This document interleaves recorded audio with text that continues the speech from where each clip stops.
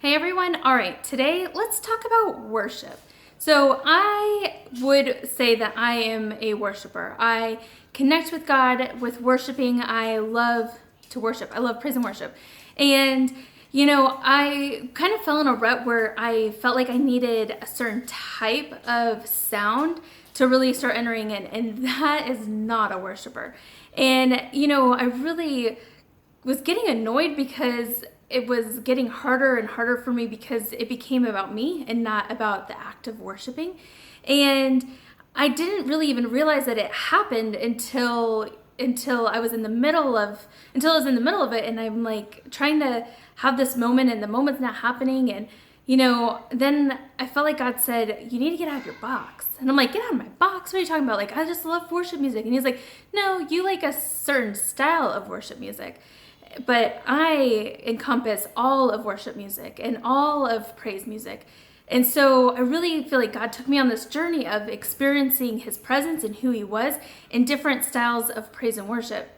And for me, that's a stretch because, like I said, I got really comfortable in a certain sound, and I would feel his presence in a particular place, in the particular sound of praise and worship. So when I then learned to experience who he is and really encompass what worship is, and worship is more than just an act, it's a trait of who you are. You should always be worshiping God. You should always be a worshiper. And what that looks like can be anywhere from Lauren Daigle to Bethel to House of Fires to Upper Room to Hillsong to Torn Wells to Toby Mac to Francesca Battistelli, and so there's so many varieties, and God moves in so many different ways, and he meets us where we're at.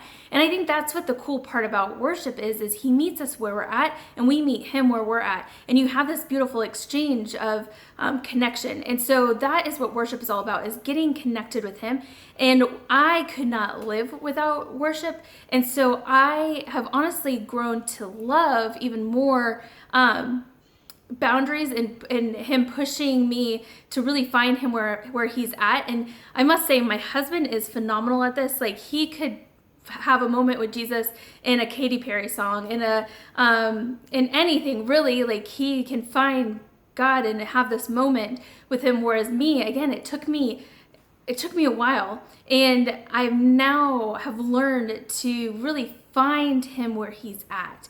And so I want to encourage you, if you are kind of in a box and you've put yourself in a box, and you might need to get stretched. So comment below and subscribe below, and I will be more than happy to send you some songs that I have found to have great impact, but that don't meet a particular criteria of what worship or praise sounds like. And then you can let me know what you think. All right, bye.